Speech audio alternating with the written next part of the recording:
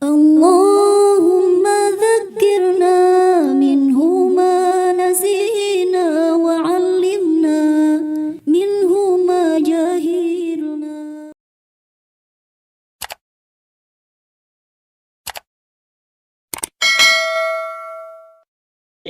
Pertama, kita bersyukur kepada Allah Subhanahu wa taala masih memberikan kesehatan.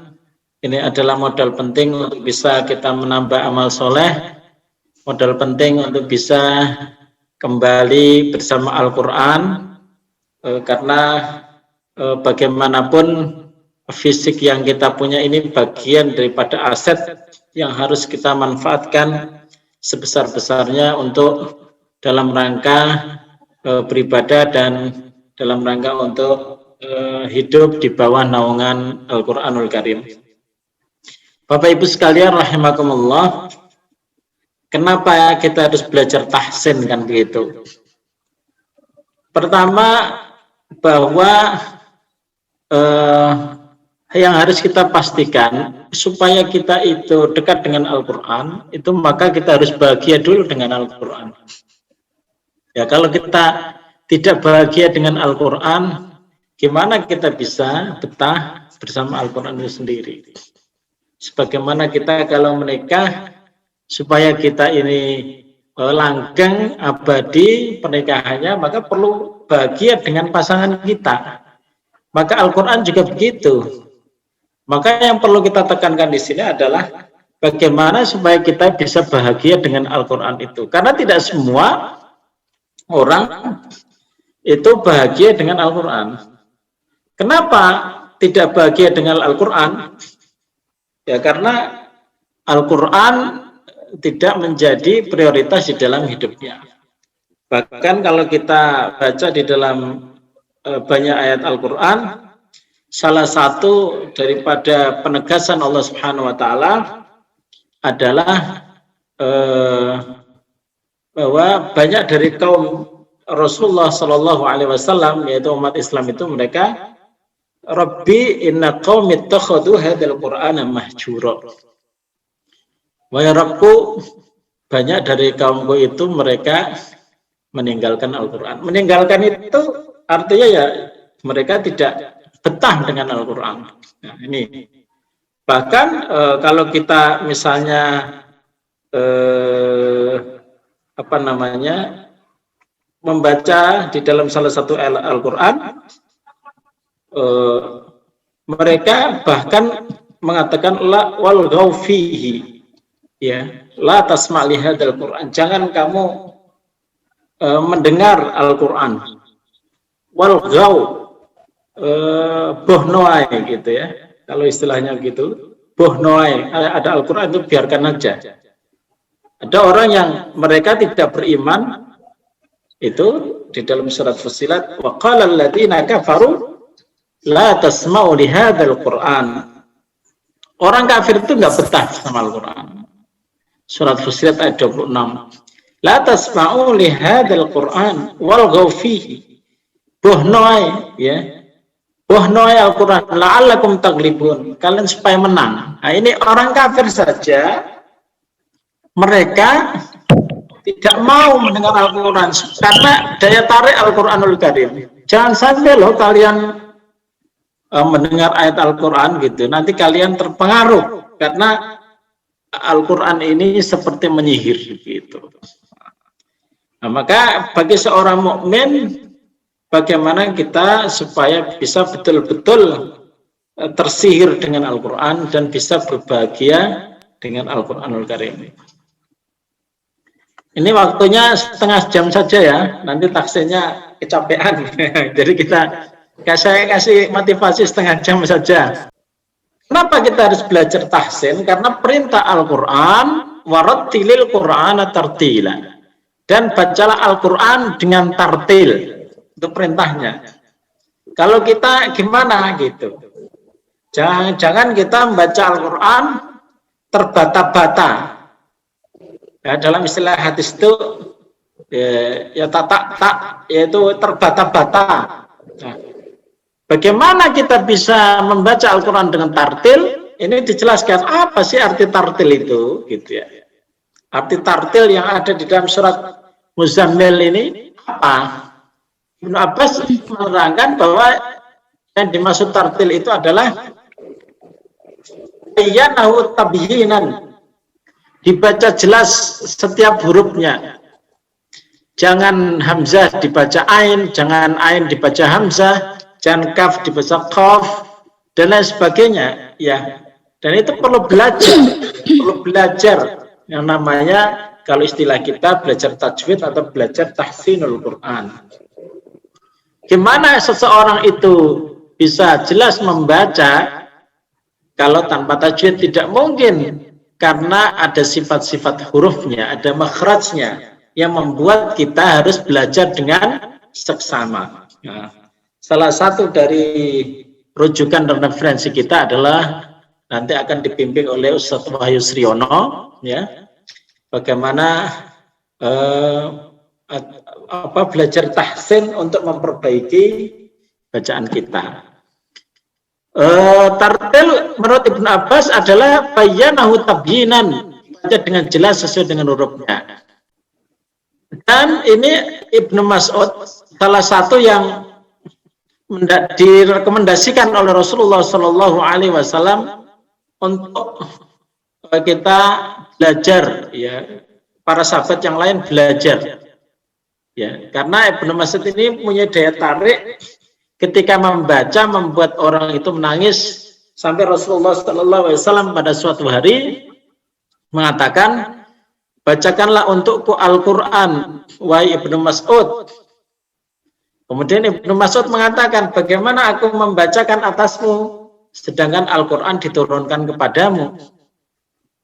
Maka Rasulullah mengatakan, bacakan saja, saya kepengen mendengar suaramu. Nah, ini Ibnu Mas'ud adalah salah satu daripada yang direkomendasikan Rasulullah SAW untuk belajar para sahabat.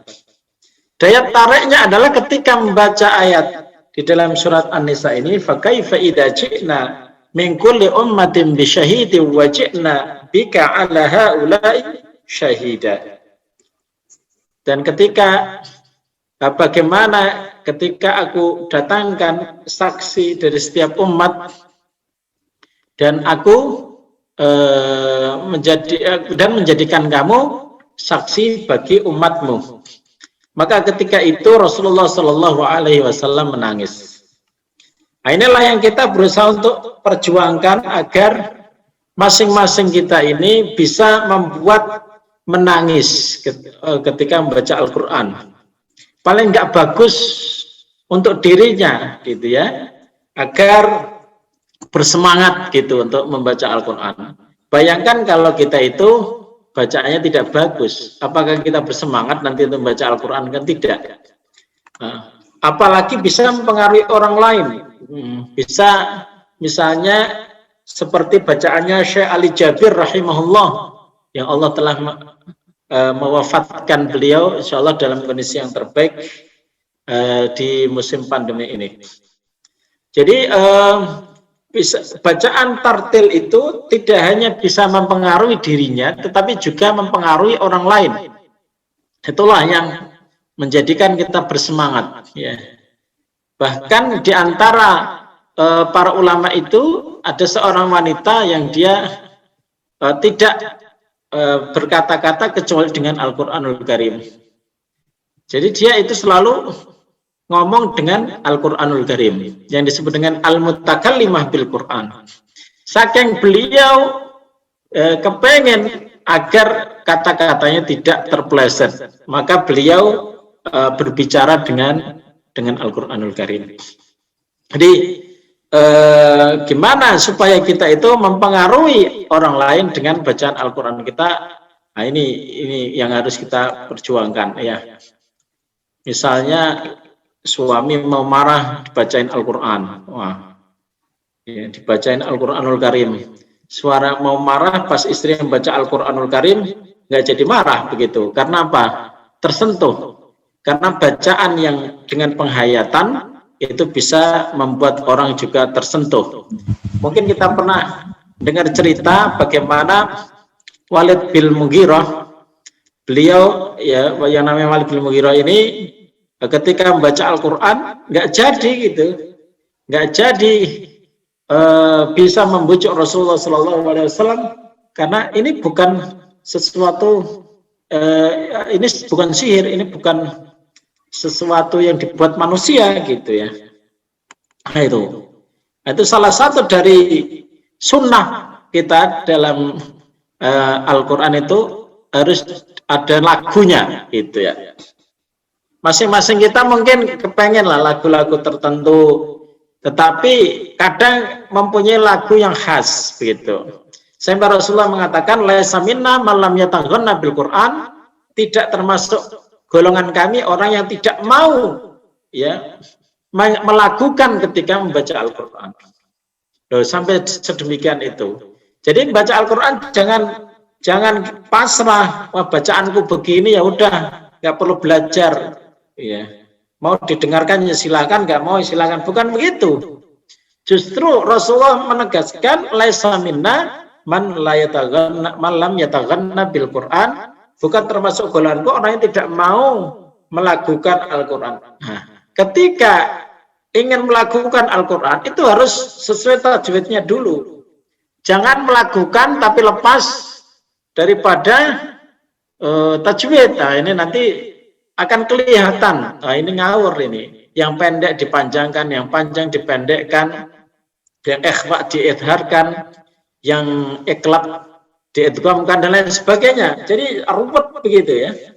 Ruwet jadinya membaca Al-Quran. Oleh sebab itu niati kita belajar tafsir ini adalah bahwa Rasulullah SAW menyuruh untuk melakukan Al-Quran. Melakukan itu adalah fase setelah tajwid.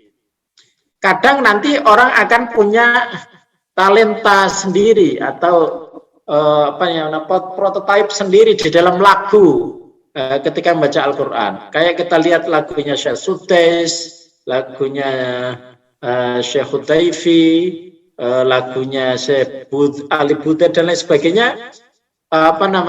Mereka mempunyai jenis bacaan yang berbeda sesuai dengan Allah yang Allah berikan kepada mereka. Nah, kita juga bisa seperti itu. Ya. Mungkin kita ada jadwal ngaji Yasin. Nah, ngaji Yasin itu kalau bacanya bagus, yang menerikan juga enak. Biasanya kan ditirukan oleh teman-teman. Gitu. Jadi jamaah sekalian rahimakumullah, ini fadilah tentang Al-Quran saya lewati. Nah, ini salah satu rekomendasi para sahabat ya tentang Ibnu Mas'ud ya. Ibnu Mas'ud ini Rasulullah SAW pernah mengatakan, man sarrahu ayaqra al-Quran ghaddon, siapa yang ingin membaca Al-Quran persis kama unzila, sebagaimana diturunkan. Nah, yang menurunkan siapa? Jibril. Ya, mendapatkan wahyu dari Allah, kemudian melalui Jibril, Jibril membacakan kepada Nabi Muhammad SAW. Siapa yang kepengen dia membaca Al-Quran sebagaimana Al-Quran itu turun, fal yaqra'u ala qiraati ibni Ummi Abd, maka hendaknya dia membaca sebagaimana bacaan anaknya Ummi Abd ini adalah Ibnu Mas'ud ya. Ibnu Mas'ud radhiyallahu anhu. Maka ketika tadi membaca, Rasulullah Shallallahu Alaihi Wasallam itu terpengaruh bacaan Ibnu Mas'ud. Nah ini kan sesuatu yang sangat luar biasa gitu ya.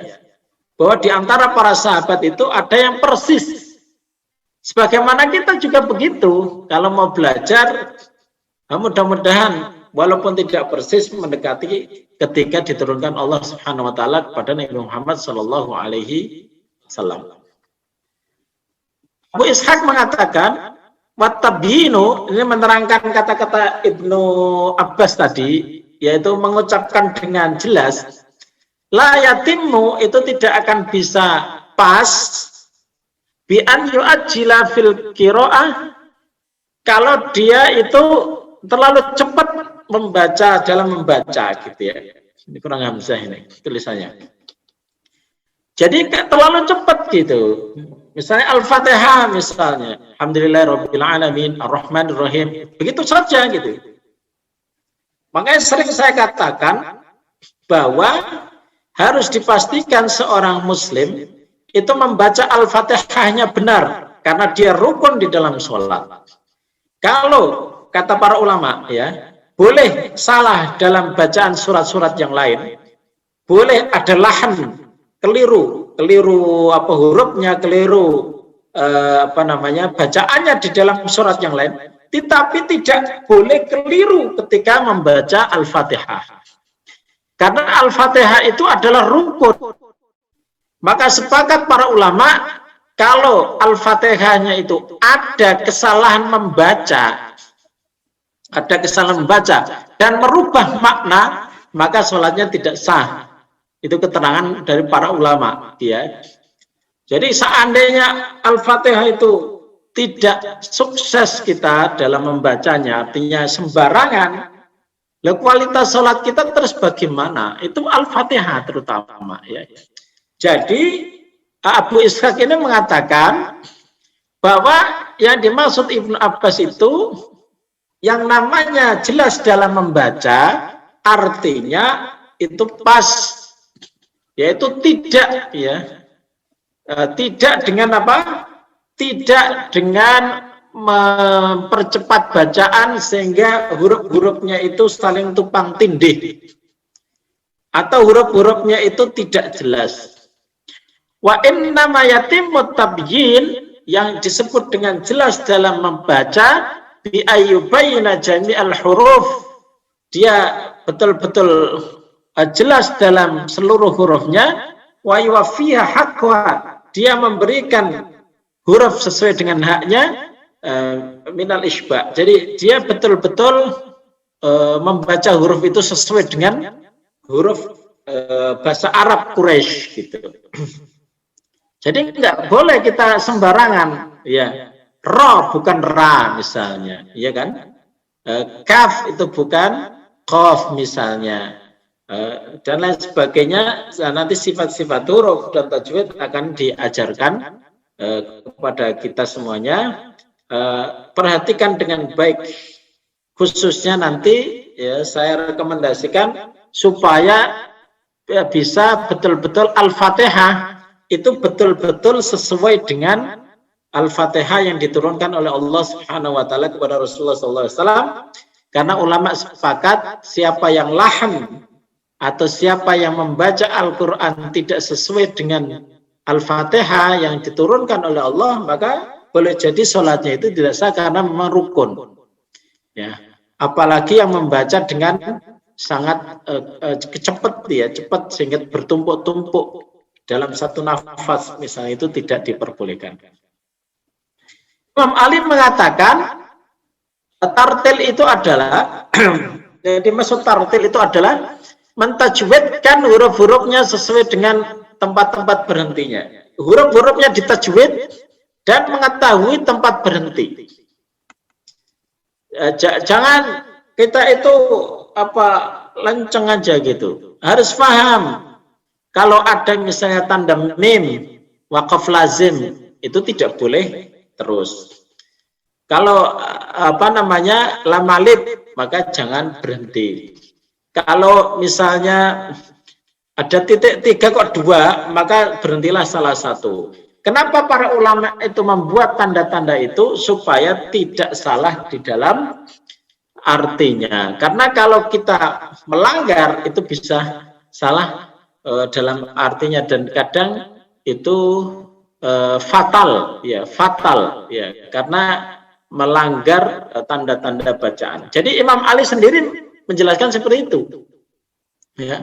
Bagaimana kita itu huruf-hurufnya pas, disertai di mana kita berhenti, di mana kita terus, itu harus betul-betul cermat begitu.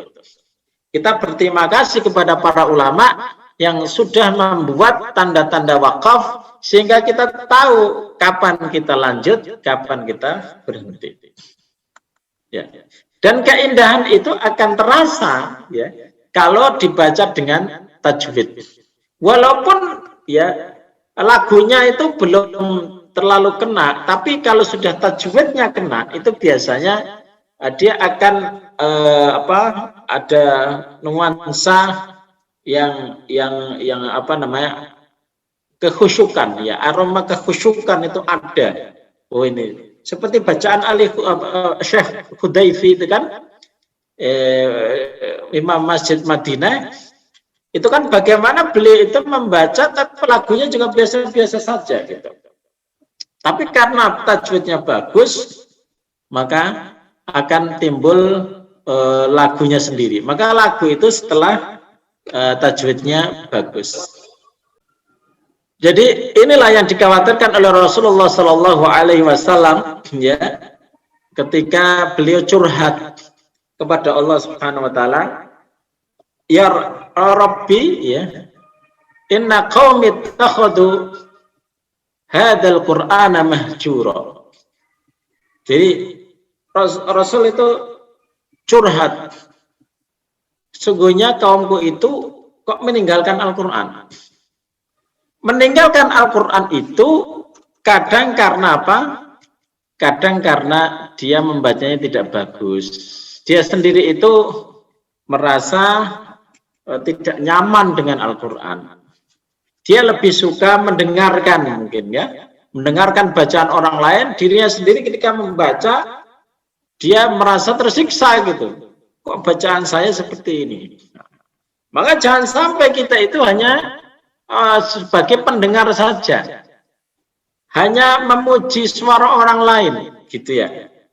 Loh, aku kan sudah tua misalnya, lidahku sudah keluh, saya belajarnya nanti susah. Nah, itu adalah bisikan-bisikan syaitan yang tentunya harus dihilangkan, ya. Yang tentunya harus dihilangkan, karena para sahabat itu rata-rata juga masuk Islamnya sudah sepuh gitu. Misalnya Abu Bakar, di atas umur 30 Abu Bakar itu beriman. Apakah sama antara tajwid dengan bahasa Arab? Beda, ya. Bahwa orang yang bisa berbahasa Arab belum tentu bisa tajwid. Bahkan di antara negara yang terkenal dengan kekhasan suara, kefasihan di dalam membaca Al-Quran, itu adalah orang Indonesia atau orang Asia lah, ya. Orang Asia khususnya, ya. Orang Asia itu sering jadi juara gitu. Jadi orang Arab juga banyak yang baca Al-Quran jelek. Di negara Sudan itu, ya, di negara Sudan itu imam, ya, itu yang paling favorit adalah orang Indonesia, ya. Orang Indonesia dari Sulawesi, teman kuliah gitu, ya, suaranya memang bagus, dan itu menjadi daya tarik tersendiri. Jadi jangan kita itu merasa, loh, saya kok belajar udah sepuh, usia saya sudah begini. Lah, para sahabat juga diantara mereka ada yang sudah sepuh. Bahkan kita tahu, misalnya seorang ulama besar, Fudail bin Iyad itu baru masuk Islam di atas umur 40, ya, 40. Artinya bahwa mereka itu adalah orang-orang yang sebenarnya seperti kita, ya. Mana, ya, yang rajin itu akan mendapatkan fadilah. Ini beberapa hadis, ya, tentang keutamaan membaca Al-Quran dan juga mengajarkan Al-Quran. Antaranya yang kita lihat, hadis nomor 3 ini, alladzi yaqra'ul Qur'an wa huwa mahirun bihi ma'as safaratil kiramil bararah. Yang membaca Al-Quran sedangkan dia mahir, tajwidnya bagus, begitu, ya. Maka nanti dia akan dibersamai malaikat. Mungkin dia, ya, kita pernah membaca kisah bagaimana seorang sahabat Ansor membaca Al-Quran, malaikat itu tertarik, ya. Jadi salah satu dari fadilah kita bagus membaca Al-Quran itu adalah menarik para malaikat itu. Di antara kisah sahabat yang dia membaca Al-Quran, kemudian ternyata ada suara kuda meringkik. Iya. Kok kudanya meringkik? Kenapa? Ketika dia membaca Al-Quran lagi, kudanya meringkik. Ketika membaca Al-Quran lagi, kudanya meringkik. Ini ada apa? Akhirnya sahabat itu kemudian melihat. Setelah dilihat ternyata ada cahaya yang naik ke langit dan ditanyakan kepada Rasulullah SAW bahwa cahaya tadi itu adalah malaikat yang sedang menikmati bacaanmu. Maka tidak hanya diri kita gitu ya, tidak hanya orang lain di sekeliling kita yang suka, malaikat itu pun dia tertarik dengan bacaan kita. Ya, coba, makanya orang yang bagus bacaan Al-Qur'annya, maka dia akan dibersamai oleh safaratul kiramil bararah, malaikat yang mulia. Ya. Walladzi yaqra'uhu wa huwa alaihi syaqun alaihi, dan orang yang dia membaca dan dia itu merasa berat, ya. Jadi membacanya itu gradul-gradul kalau istilah kita ya. Membacanya itu dia itu seperti mendapatkan beban begitu ya, mengangkat sesuatu itu. Ya. Berat begitu, maka dia dapat 2 pahala. Makanya salah satu dari keistimewaan Al-Quran ini adalah malaikat pun tertarik nanti terhadap rumah kita. Karena dia akan mendengarkan siapa yang membaca. Oh itu loh yang rumahnya biru. Nah, itu enak bacaannya. Kamu ke sana. Malaikat itu berlomba-lomba. Ketika sedang terbang di langit ini, dalam salah satu hadis sahih, ketika terbang di langit itu ada yang disebut dengan malaikat sayahun, malaikat yang berjalan-jalan itu nanti akan melihat, itu loh rumahnya sana itu setiap habis subuh itu mesti baca Al-Quran gitu.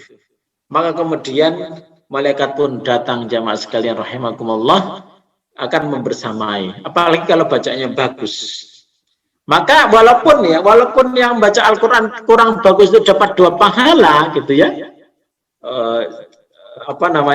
dapat 2 pahala, tidak kemudian kita berarti saya sudah dapat 2 pahala dong. Kenapa? Bacaan saya berat, ya. Gradul, belum bisa membedakan antara huruf ini dan huruf itu. Jangan pasrah begitu, ya. Karena perlu kita ini sebagai seorang Muslim dibersamai malaikat supaya apa? Rahmat Allah itu selalu melingkupi kita semuanya, dan juga malaikat itu datang menemani membersamai kita. Alangkah enaknya kalau kita itu dibersamai oleh malaikat ketika bacaan kita bagus. Jadi Bapak Ibu sekalian rahimakumullah, yang terakhir, hadis yang terakhir yang ingin saya sampaikan adalah yuqalu li sahibil Quran. Ini nanti di surga ya. Ini nanti di surga. Surga kita itu ternyata ditentukan oleh sejauh mana kita ini cerdas dan bagus di dalam membaca Al-Quran. Iqra' wartaqi, bacalah kamu wahai penduduk surga,